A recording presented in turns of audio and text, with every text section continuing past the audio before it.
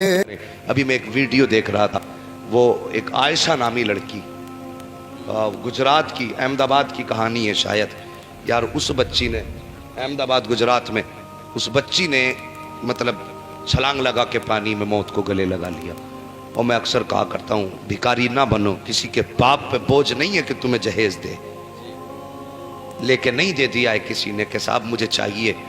یاد رکھنا اگر مانگ کے تم نے لے لیا نا، مانگ کے، گارنٹی کے ساتھ کہہ رہا ہوں تمہیں تیجے کیا 40 میں بھی نہیں بچا پائے. ہاں اس بھول میں مت رہنا تیجا بچا لے گا 40واں بچائے گا. اگر تم نے مانگ کے جہیز لیا اور کسی باپ پر وہ بوجھ بنا اور وہ جہیز دینے میں اس کی جائیداد بکی یا اس کے راتوں کا چین چلا گیا، تو یاد رکھنا کہ تو اپنے گھر میں جہیز نہیں لا رہا ہے، بلکہ اپنے گھر کے اندر تو جہنم کا ایندھن لے کر کے آ رہا ہے. اس بیٹی نے اس لیے موت کو گلے لگایا کہ سسرال والے کہتے تھے جہیز چاہیے، اور میکے والوں نے شوہر کے خلاف مقدمہ کر دیا. یہ بیٹی جاتی تو کہاں جاتی، اب نہ میکہ دیکھنا گوارا ہے نہ سسرال دیکھنا گوارا ہے. اس نے موت کو گلے لگا لیا. اگر آج کے بعد کوئی عائشہ اس وجہ سے مر گئی کہ جہیز کا دباؤ تھا، تو یاد رکھنا یہ تیجے 40 کے آگے مصطفیٰ کی شفاعت نصیب نہیں ہو سکتی. گارنٹی کے ساتھ کہہ رہا ہوں. اگر کسی مولوی نے مزاج بنا دیا ہونا کہ دنیا کے پاپ کر جاؤ تیجا بخشوائے گا، تو آج دماغ دھو لینا. یہ بتا رہا ہوں دماغ دھو لینا آج صحیح سے. اگر کسی کا دل توڑ کے چلے گئے تو تیجا کیا مصطفیٰ کی شفاعت بھی نصیب نہیں ہوگی. مہربانی کرو کسی کی بیٹی کے لیے جینا مشکل نہ کرو. تیری اوقات نہیں ہے نا خریدنے کی، تو بیٹی کو خالی ہاتھ لیا اور اسے پتے پہ کھانا کھلائے گا، وہ پتے پہ کھا لے گی. اسے گھر بسانا ہے تو جس حال میں رکھے گا رہ لے گی. لیکن تو نے خود اس وجہ سے بیڈ نہیں خریدا 18 سال 22 سال کہ جہیز میں ملے. تیرے گھر میں خود 25 سال تک اس لیے صوفہ نہیں آیا کہ بہو آئے گی تو ساتھ لے کے آئے گی. تو نے کبھی یہ سوچ کر کے اسٹیل کے برتن نہیں خریدے کہ جہیز میں ملیں گے. ہاں مہربانی کرو، نکاح اس کا نام نہیں ہے کہ کسی کا گلا دبا کر کے جہیز گھر لانا.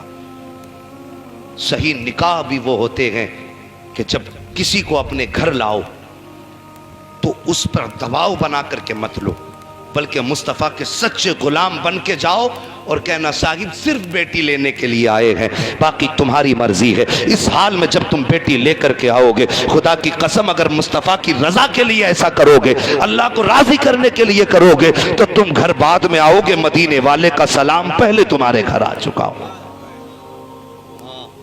مہربانی کرو شادیوں کو آسان کر دو. مانگ تانگ والے جو لانتی لوگ ہیں، میں کہتا ہوں انہیں جہیز تو کیا بیٹی دینے کے لائق نہیں ہے. بھکاری وہ دنیا کے کتے ہیں جو اپنا حوث اور اپنا گھر کا پورا گراؤنڈ بھرنے کے لیے دوسروں پہ دباؤ ڈالتے ہیں. ایسے کتوں کو جہیز نہیں، بیٹی دینے تک کی اجازت نہیں ہے. حالات بہتر کرو، مصطفیٰ کی امت کی بیٹیوں کا جینا مشکل نہ کرو.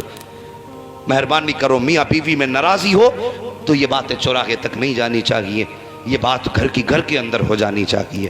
آج غصہ ہے کل ناراضی ہے، نوبت طلاق تک نہیں آنی چاہیے. اور جو تم گھروں کے اندر گالیاں بکو گے، آنے والی نسلیں تمہاری خود بخود گالیاں بکیں گی. بچوں کی زندگی پہ تمہاری زبان کا اثر ہوتا ہے، جو تم بولو گے بچے وہی بولیں گے. اپنے بچوں کے سامنے گالی مت بکنا، اونچی آواز میں کسی سے بات مت کرنا. اپنے بچوں کے سامنے جب بھی بولو میٹھا بولنا، جب بھی بولو ہنس کے بولنا، تاکہ ان کے اخلاق میں خوش مزاجی بھی شامل ہو. جب تمہارے بچے جوان ہو تو کوئی بھی بد تہذیب والی بات کہتے ہوئے ان کی زبان سوچے کہنے سے پہلے. اور جب تم اس انداز میں بچوں کی پرورش کرو گے، خدا کی قسم تعویذ لانے کی ضرورت نہیں پڑے گی. بڑھاپے پہ تم پہنچو گے، ادب کے لیے بیٹے آ جائیں گے، تمہاری ضرورتیں بیٹے پورے کریں گے. وہ جان لیں گے کہ باپ کا مرتبہ کیا ہے، وہ ساری زندگی تمہاری خدمت کریں گے. لیکن یہ ہوگا کب؟ جب ان کی پرورش اور ان کی زندگی کی دیکھ بھال آقا کریم کے فرمان کی روشنی میں کی جائے گی، ان کی زندگی کے مطابق کی جائے گی. جب ایسے بچے جوان ہوں گے تو پھر یاد رکھنا وہ بیٹے تو ضرور تمہارے ہوں گے، لیکن عاشق مدینے والے مصطفیٰ کے کہلائے.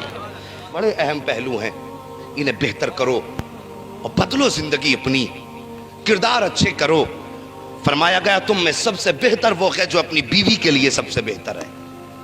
اور کچھ لوگ تو یہی سوچا کرتے ہیں جس نے بیوی کو ڈرا لیا اس نے دنیا کو ڈرا لیا. ہاں حضرت ہمارے پاس ہر طرح کی خبریں رہتی ہیں، بوڑھے بھی فون کرتے ہیں، جوان بھی فون کرتے ہیں، بچے بھی فون کرتے ہیں، عورتیں بھی فون کرتی ہیں، لڑکیاں بھی فون کرتی ہیں اپنی اپنی پریشانیوں کا حل ڈھونڈنے کے لیے، لیکن حل ہمارے پاس نہیں ہے۔ ہر مصیبت کا حل خدا کی بارگاہ میں ملا کرتا ہے۔ سبحان اللہ۔ تو ان کی سننے کا موقع مل جاتا ہے، ان کی باتیں سننے کا موقع مل جاتا ہے۔ لوگوں کا مزاج ہے بیوی کو ڈرا کے رکھنا سب سے بڑی بہادری سمجھتے ہیں۔ یار اسے بھی کوئی ڈرانا، وہ عورت ہے، بیوی ہے تیری، اسے ڈرانا کمال ہے۔ فرمایا میرے نبی نے تم میں سب سے بہتر وہ ہے جو اپنی بیوی کے لیے سب سے بہتر ہے، اپنے گھر والوں کے لیے سب سے بہتر ہے، اور فرمایا میں تم میں سب سے زیادہ اپنے اہل و عیال کے لیے بہتر ہوں۔ اب اپنی زندگی آپ دیکھیے، کھانے میں نمک کم تو جھگڑا، نمک زیادہ تو جھگڑا، پریس نہیں کپڑوں پہ تو جھگڑا، روٹی دیر سے بنی تو جھگڑا ہے، وقت پہ پانی نہیں ملا تو کاٹنے جا رہا ہے اسے، تلوار نکالے نکالے گھوم رہا، جان سے مار دوں گا، پانی گرم نہیں کیا۔ یہ سوچو تو یار، بات بات پہ اتنے لمبے جھگڑے، کھانے کو لے کر کے طلاق پہ نوبت۔ ہمیں بھی جینا بھی نہیں آیا تو پدھانی کا ایک ہی، کس سے تعریف کی امید کرتے ہیں ہم جب ہم اپنوں کے لیے اچھے نہ ہو سکے۔ میرے نبی نے حضرت عائشہ صدیقہ رضی اللہ تعالی عنہ سے نکاح فرمایا، سمجھ رہے ہیں نا میری بات؟ حضرت عائشہ صدیقہ سے نکاح فرمایا۔ حضرت عائشہ فرماتی جب میں رخصت ہو کے نبی کی چوکھٹ پر آئی، کتنی نصیب والی ہیں مومنوں کی ماں حضرت عائشہ صدیقہ، سبحان اللہ، سبحان اللہ، جنہیں بستر ملا تو سید الانبیاء کا ملا۔ سبحان اللہ، سبحان فرماتی جب میں رخصت ہو کے نبی کی چوکھٹ پر آئی، جی آقا کریم باہر سے تشریف لائے، میں گھر میں بیٹھی تھی ایک کونے میں، سرکار نے آ کے فرمایا عائشہ روٹی نہیں بنائی؟ جی روٹی نہیں بنائی، بات سمجھ گئے نا یہ والی، روٹی نہیں بنائی؟ کہتی میں مسکرائی اور میں نے کہا آقا میری ماں نے مجھے روٹی بنانا سکھائی ہی نہیں۔ اگر آج بہو اتنی بات کہہ دے تو کپڑے اتارنے کی فرصت نہیں ہوگی اسے، شادی کے طلاق کا توق پہلے گلے میں ٹانگ دے۔ اللہ اللہ، یہی ہے۔ ہاں وہ فرماتی ہیں حضور میری ماں نے مجھے روٹی بنانا نہیں سکھائی، تو ہونا کیا چاہیے تھا؟ ڈانٹنا چاہیے تھا نا، آج کے مزاج کے مطابق کیوں نہیں بنائی روٹی؟ تمہاری ماں باپ نے سکھایا ہی کیا ہے؟ اور جو تجھے 3 ٹائم ناشتہ بنا کے دیتی ہے، کھانا کھلاتی ہے، تیری مرضی کے مطابق چائے بنا کے دیتی ہے، تم اس کے پیچھے پڑ جاتے ہو؟ ایک وقت نمک کیا زیادہ ہو گیا؟ تیرے باپ نے یہی سکھایا؟ تیری ماں نے تجھے آج تک کھانا بنانا نہیں سکھایا؟ باتیں تو لمبی لمبی مارتے ہیں، اس کے ماں باپ کی خیریت نے۔ نمک جو زیادہ ہو گیا، بھائی نمک زیادہ ہو گیا، اس کی نسلیں تباہ ہو گئی نمک زیادہ ہونے۔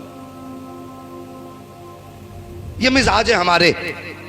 فرماتی میں نے اتنا کہا سرکار میری ماں نے مجھے روٹی بنانا نہیں سکھائی۔ کہتی ہیں کہ پھر اس کے بعد نبی نے غصہ نہیں کیا، مسکرائے آگے بڑھے، گھر میں برتن تھے برتن اٹھایا، تھوڑا سا آٹا نکالا، نکال کے لائے، فرمایا عائشہ آپ آؤ دیکھو اس طرح آٹا نکالا جاتا ہے۔ فرماتی میں دیکھتی رہی، نبی نے آٹے میں پانی ڈالا، فرماتے عائشہ اتنا پانی ڈالتے ہیں اتنے آٹے میں؟ فرماتی اس کے بعد سرکار نے اپنے ہاتھ سے آٹا گوندنا شروع کیا، فرماتے عائشہ آٹا ایسے گوندا جاتا ہے۔ فرماتی جب آٹا گوند گیا نبی نے چولہے میں آگ جلائی ہے، توا رکھا، پھر روٹی بنانا شروع کی، فرماتے عائشہ دیکھو روٹی ایسے بنائی جاتی ہے۔ فرماتی نبی روٹی بناتے رہے، میں دیکھتی رہی، جب روٹی سیکھ گئی اور پک کے تیار ہو گئی، میرے نبی نے فرمایا عائشہ روٹی ایسے بنائی جاتی ہے۔ جب روٹی مکمل ہو گئی، کہتی نبی نے پہلا لقمہ توڑا اور توڑنے کے بعد میرے منہ میں دیا، فرمایا عائشہ بتاؤ اس روٹی کا لقمے کا ذائقہ کیسا ہے؟ حضرت عائشہ فرماتی ہے اور دنیا کی عورتوں تم کتنی نصیب والی ہو کہ تم نے جا کر کے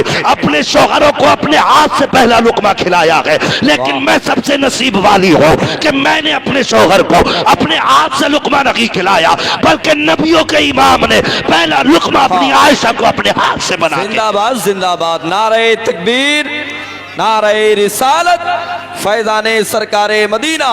फैजान गौस आजम नारे तकबीर। बहुत अच्छे जिंदाबाद जिंदाबाद। हाँ साहिब, ये है अज़दवाजी जिंदगी। हाँ डॉक्टर इकबाल ने कहा था तेरे दामन में है किस लालो जवाहर की कमी, हाँ। तू किसी और के दामन की तरफ क्यों देखे। वाह वाह वाह वाह। आदमी ढूंढ के ला रहा है ऐसी मिले जो आधे कपड़े में हो। अल्लाह अकबर, अल्लाह अल्लाह। मगरिबी तहजीब के पीछे पड़े गए साहिब। इज्जतें और सुकून मगरिबी तहजीब में नहीं है, बल्कि सारा सुकून और सारी इज्जतें मदनी तहजीब में रखी गई है, मुस्तफ़ा के तरीके पे रखी गई है। मेहरबानी करो, घरों के हालात बेहतर करो, जिंदगियां संवारो। अगर मियाँ बीवी में नाराजी हो जाए तो बातें तलाकों पे नहीं पहुंचा करती। तुमने घर के झगड़े चौराहों की महफिल के झगड़े बना दिए। लोग कहते कयामत कब आएगी? क्या ये तेरे लिए बड़ी कयामत नहीं कि झगड़ा मियाँ बीवी का पंचायत गांव का पंच कर रहा है? अल्लाह, इससे बड़ी कयामत क्या होगी? जरा सी ना इत्तेफाकी हुई, बात खिंच के कचहरी में आ गई।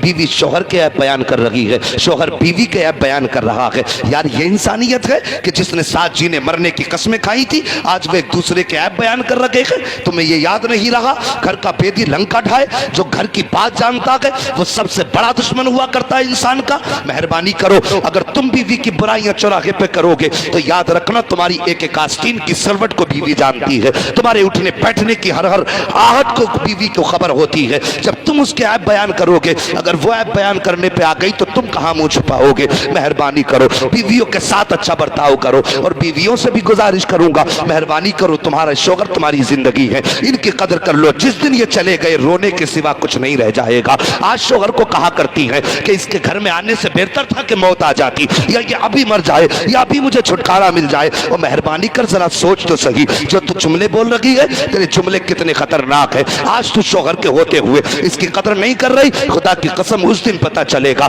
जिस दिन शोहर के ऊपर सफेद कफन होगा और तुझे बेवा का लिबास पहना दिया जाएगा। फिर तुझे एहसास होगा कि जो आज तुझे इज्जत से सलाम करते हैं कल ये तुझे कुत्ते की निगाहों से देखेंगे। तब तुझे वचन बचाने वाला, इज्जत बचाने वाला नजर नहीं आएगा। तेरा शोहर सिर्फ कमाने की मशीन नहीं है, बल्कि तेरी इज्जत का रखवाला भी है, तेरे घर की हिफाजत का निगहबान भी है, तेरे घर की जिम्मेदारियों का जिम्मेदार भी है। आज कह दिया करती हो कि इसके मर जाने से, इसकी जिंदगी से मर जाना बेहतर था, इसके घर में आने से बेहतर कि मैं मर जाती। शर्म नहीं आती? ये तो उस दिन पता चलेगा कि शोहर कितनी जिम्मेदार चीज होती है, शोहर कितनी अहम है। साकिबो, तुमने वो घर भी देखे होंगे जिन घरों के अंदर औरतों की हुकूमत चला करती थी, जिनके घर के अंदर 4 बहुएं हैं, 4 बेटे हैं, लेकिन औरत के बाल सफेद हैं, हाथ पैर भी कांपा करते हैं, लेकिन अगर सर पे शोहर का साया है ना तो उसके हाथों में सोने के कंगन है, घर की हुकूमत की कुर्सी पर बैठी है। बहू कोई भी हो पूछा करती अम्मी आज क्या बनेगा, तो जो 70 साल की बूढ़ी कहती है वही बनाया जाता है। आज घर में कैसे होगा,